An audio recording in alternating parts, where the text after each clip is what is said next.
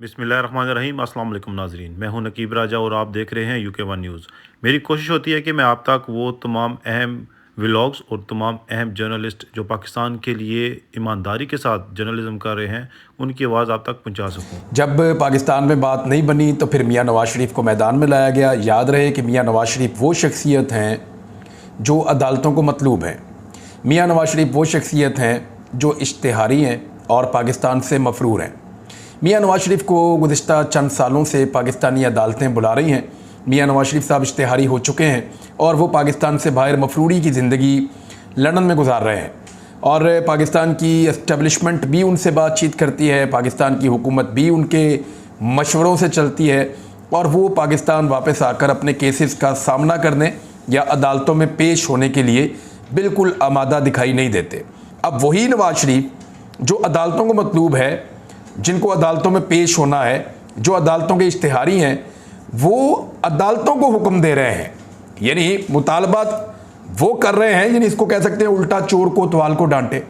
Simple मिसाल है, आप इसको यही मिसाल कह सकते हैं। नवाज शरीफ ने स्टेटमेंट क्या दिया है और उस स्टेटमेंट के कुछ हिस्से मैं आपके साथ शेयर करता हूं, लेकिन पहले आप ये देखें।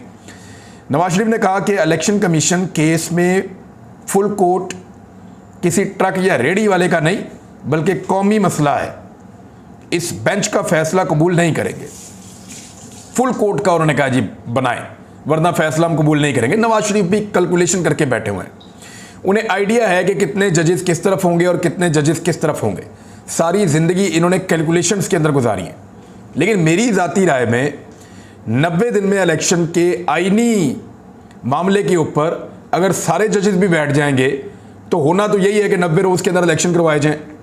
मैक्सिमम फैसला ये निकल सकता है कि ठीक है, अगर कोई मजबूरी है तो थोड़े दिन आगे चले जाएं, लेकिन आईने पाकिस्तान के मुताबिक इलेक्शन करवाए जाएं। सारे जजेस बैठ भी गए तो ये तो नहीं हो सकता कि आईने पाकिस्तान के बरखिलाफ फैसला दे दिया जाए।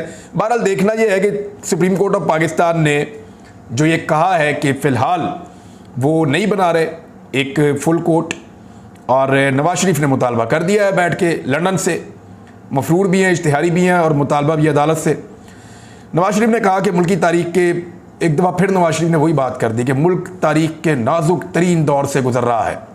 ये हर दफ़ा नवाज शरीफ ने यही कहना होता है। इलेक्शन कमीशन केस से मुतालिक सब फुल कोर्ट बनाने पर मुत्तफिक है। ये ट्रक या रेडी वाले का नहीं बल्कि कौमी एक मसला पाकिस्तान का बन चुका है, लिहाजा फैसले ज़बरदस्ती ठूंसने से गुरेज किया जाए। आपको याद होगा नवाज शरीफ का जब पनामा वाले केस का फैसला आने वाला था तो उस वक्त भी इन्होंने अदालतों पर हमले कर दिए थे, लेकिन उस वक्त अदलिया इनके दबाव में नहीं आई थी। नून लीग के कायद ने कहा कि फुल कोर्ट का फैसला सबको कबूल होगा और हमें भी इस पर एतमाद है, यानी नवाज शरीफ को पहले से पता कि फैसला क्या है, इसलिए वो कबूलियत का भी कह रहे हैं। मगर 3 रुकनी बेंच की बातें जो चल रही हैं, इसके पीछे जो अवामिल कार फरमा है उन्हें कौम समझे। नवाज शरीफ का मामला ये है कि वो अब किसी भी सूरत इलेक्शन से भागना चाहते हैं।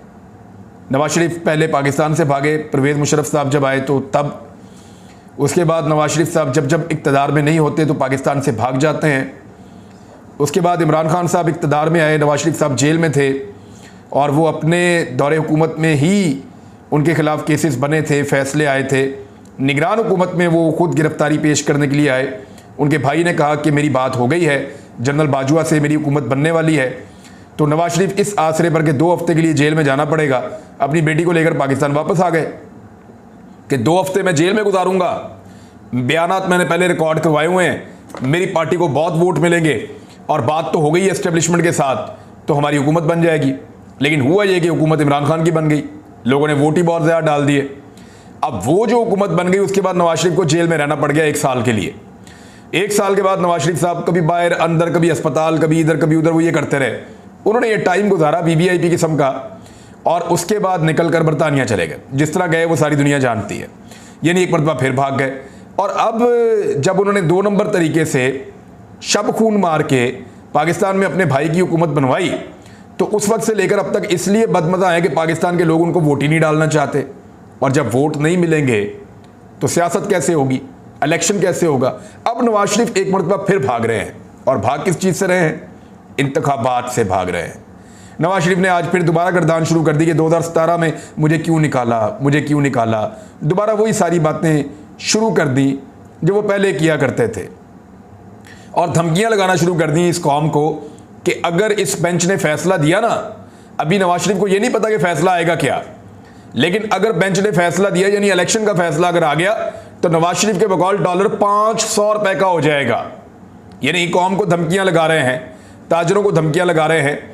और इसहाक डार ने आने के बाद जो डॉलर का बेड़ा गर्क किया है, जो पाकिस्तान की इकॉनमी को मुकम्मल तौर पे तबाह कर दिया है इसहाक डार ने, नवाज शरीफ ने अगली नवीद भी सुना दी है। यानी इन्होंने हमेशा ब्लैकमेलिंग की है, पाकिस्तान के इदारों को ब्लैकमेल किया, पाकिस्तान की पब्लिक को ब्लैकमेल किया, पाकिस्तान के लोगों को ब्लैकमेल किया, दूसरे सियासतदानों को ब्लैकमेल किया। अब फिर ब्लैकमेल कर रहे हैं कि डॉलर 500 रुपए का हो जाएगा। मियां साहब आपके मुंह में खाक, डॉलर 500 का नहीं होना चाहिए। अब मेरे ख्याल में डॉलर को नीचे वापस जाना चाहिए। और डार साहब अगर ज़बरदस्ती अब डॉलर को ऊपर ले जाएं आपकी ख्वाहिश की तकमील के लिए, तो आपका ये जुमला हमें याद रहेगा। और मियां साहब को ये सोचना चाहिए कि क्या बात नहीं करनी, लेकिन उनका क्या, वो इश्तिहारी हैं, मफरूर हैं, वो कोई भी बात कर सकते हैं। और हैरत की बात यह है कि पाकिस्तान टेलीविज़न उसको चलाता है। मरियम औरंगज़ेब साहिबा ने जो कुछ कहा, फिर नवाज शरीफ ने जिस तरीके से पीटीवी के ऊपर उनको बिठाया गया और बाकी टीवी चैनल्स पे नवाज शरीफ को सुनाया गया, और नवाज शरीफ ने पाकिस्तान के मुअज़्ज़िज़ जज साहिबान के नाम लेकर तौहीन की, यानी उनको बाकायदा निशानदेही करके तौहीन की है और अदालतों के फैसलों से पहले ही उन पर असरअंदाज होने की कोशिश की है। मरियम औरंगज़ेब साहिबा के खिलाफ तो कुछ लोगों ने ऐलान भी कर दिया है कि तौहीन अदालत का मामला अदालत में लेकर जाएंगे। हो सकता है उनको नाअहली का सामना करना पड़े, जबकि मियाँ नवाज शरीफ साहब जो हैं वो अब मैदान में इसलिए उतरे हैं कि बाकी सब थक गए हैं। सबको इस बात का पता चल गया है कि इलेक्शन से भागना अब मुमकिन नहीं रहा। तो जब इलेक्शन से भाग नहीं सकते तो फिर नवाज शरीफ को लाना पड़ा, क्योंकि भागने में सबसे ज़्यादा रफ्तार मियाँ नवाज शरीफ साहब की अपनी है। अब वो अपनी पार्टी को इलेक्शन से कैसे बचाएंगे और इमरान खान साहब पाकिस्तान को इलेक्शन में कैसे ले जाएंगे, क्योंकि इमरान खान साहब ने जो बात हो रही है ना मुज़ाकरात की, उस पर मशरूत आमादगी उन्होंने जाहिर कर दी है। ज़मान पार्क में इमरान खान साहब ने मुलाकात की सहाफ़ियों से। उन्होंने कहा पाकिस्तानी फ़ौज मेरी फ़ौज है और पाकिस्तान सबका है, अदलिया की आज़ादी और आइन पर कोई समझौता नहीं करेंगे, तमाम मसाइल का हल आज़ादाना इलेक्शन से ही मुमकिन है, जमहूरियत के लिए तहरीक इंसाफ हर आखिरी हद तक जाएगी, वकला की तहरीक में पूरी कौम उनके साथ खड़ी होगी, मजबूत पाकिस्तान के लिए मजबूत फ़ौज इंतहाई ज़रूरी है, कौमी इदारे और इनकी मजबूती हमारी अव्वलीन तरजीह है। हमारे हज़ारों साथियों को घरों से उठाया गया, गैर कानूनी तौर पर हिरासत में रखा गया, हज़ारों कारकुन कहाँ हैं किसी को इल्म नहीं है। उन्होंने कहा मुझे अल्लाह ताला ने नई ज़िंदगी दी है और मुल्क की खिदमत के लिए अता की है, मैं अपनी कौम और मुल्क की हकीकी आज़ादी से कभी पीछे नहीं हटूंगा। तहरीक इंसाफ मुज़ाकरात के लिए तैयार है, लेकिन आइन और कानून से हटकर कोई बात नहीं होगी। जो मुज़ाकरात होंगे आइन और कानून के दायरे में होंगे, और आइन पाकिस्तान कहता है कि असम्बलियाँ तहलील हो जाएँ तो 90 रोज़ में इलेक्शन करवाए जाएंगे। यानी इमरान खान साहब कह रहे हैं कि बातचीत मैं करूंगा, लेकिन आइन और कानून के बीच में रहकर करूंगा, आइन और कानून से बाहर नहीं जाऊंगा, और बातचीत सिर्फ मुज़ाकरात इलेक्शन के मामले पर और फ्रेमवर्क पर होंगे। बहरहाल ये इमरान खान साहब ने सहाफ़ियों से बातचीत करते हुए कहा। और जमाल मंदोखेल साहब का भी आ गया, जस्टिस साहब का जो इख्तलाफी नोट है, उन्होंने भी कहा कि फुल कोर्ट जो है वो बनना चाहिए।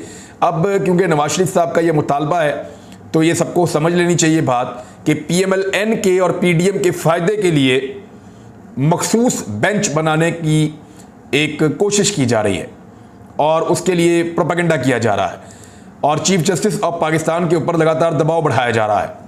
नवाज शरीफ पाकिस्तान के लोगों कह रहे हैं पाकिस्तान के लोगों आंखें खोलो, देखो तुम्हारे साथ मजाक हो रहा है। तो मियाँ साहब सबसे बड़ा मजाक तो ये था कि अरबों रुपए का आपने जवाब नहीं दिया और आप पाकिस्तान से 50 रुपए के स्टाम्प पेपर लेकर अदालत में जमा करवा के आप लंदन जाके बैठ गए और 4 साल से आप वापस नहीं आ रहे।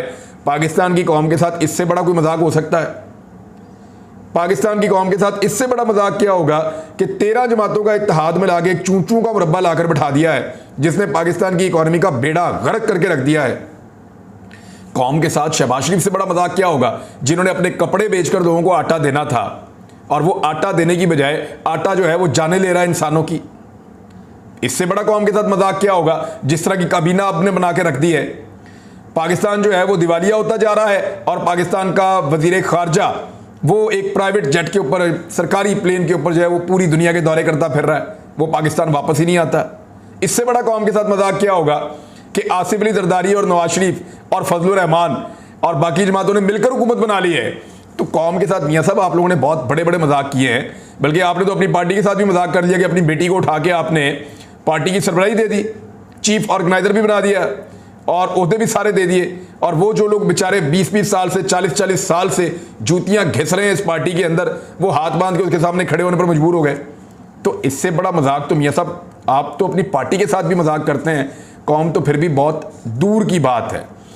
नवाज शरीफ ने और उनकी पार्टी ने एक कंपेन चलाई है चीफ जस्टिस ऑफ पाकिस्तान के खिलाफ।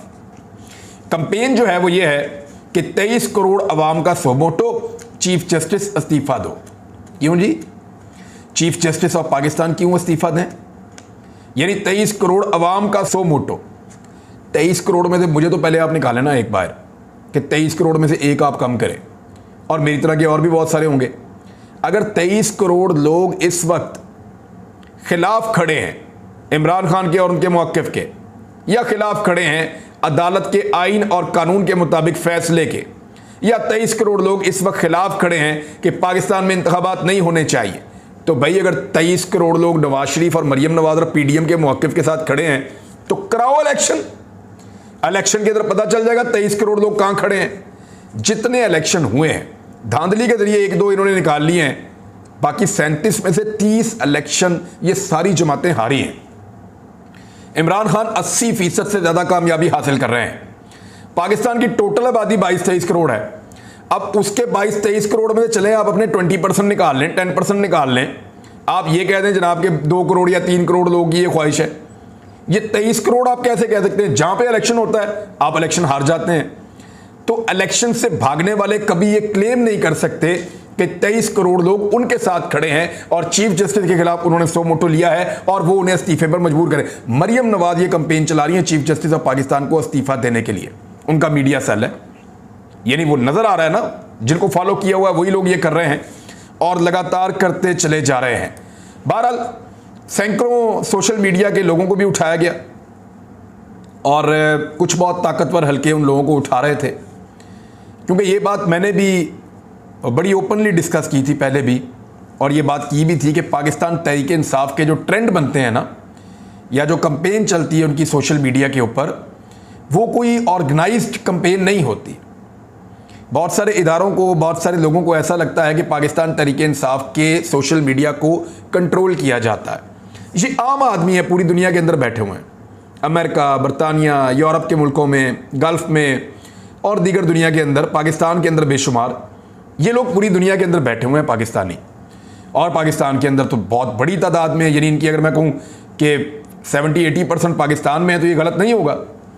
तो ये बहुत बड़ी तादाद में पाकिस्तानी अपनी सोच के मुताबिक, अपनी दलील से कायल होने के बाद और अपने फहम के मुताबिक सोशल मीडिया पे अपना एक मौक़िफ़ बनाते हैं। बाज़ औक़ात पाकिस्तान तहरीक इंसाफ, क्योंकि मैं ज़ाती तौर पे जानता हूँ, मैंने इसको बहुत स्टडी किया है, शुरू में मुझे ऐसा लगा कि शायद पाकिस्तान तहरीक इंसाफ के कुछ लोग जो हैं वो मुमकिना तौर पे हो सकता है कि वो सोशल मीडिया को गाइड करते होंगे इस तरफ चलो या इस तरफ चलो, लेकिन मैंने बाद में महसूस किया कि पाकिस्तान तहरीक इंसाफ के लोगों को सोशल मीडिया गाइड करता है।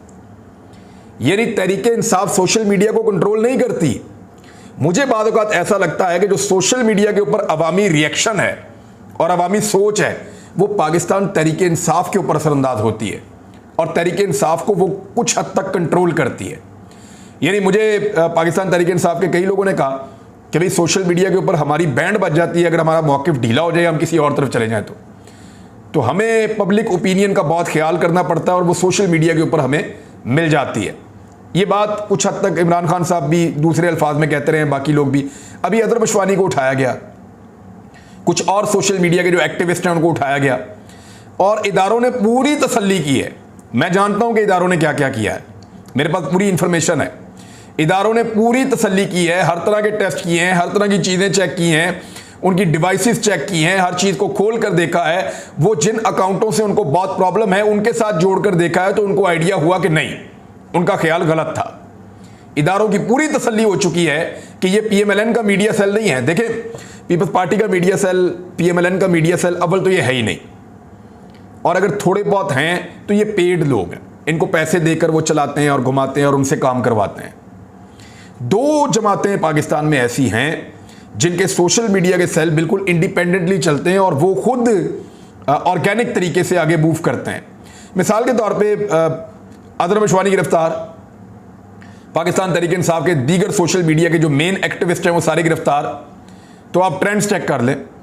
अभी जब मैं वीडियो रिकॉर्ड कर रहा था उससे कुछ देर पहले हमने एक स्क्रीनशॉट लिया था, जो ट्रेंड्स चल रहे थे उनमें ये है, अदालतों को धमकाना बंद करो। अब ये अजहर मशवानी तो गिरफ्तार है, कौन चला रहा है? और बाकी इसके साथ ही गिरफ्तार हैं, कौन चलवा रहा था?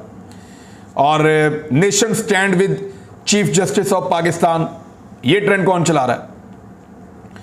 नो कमेंट जीरो रीच, ये ट्रेंड कौन चला रहा है? ये एक और चला है कि जी जो PMLN के अकाउंट्स हैं उनको PTI वालों को लगता है कि उनको रीट्वीट नहीं करना चाहिए या उनके ऊपर कमेंट नहीं करना चाहिए, स्क्रीनशॉट लेकर कमेंट करना चाहिए।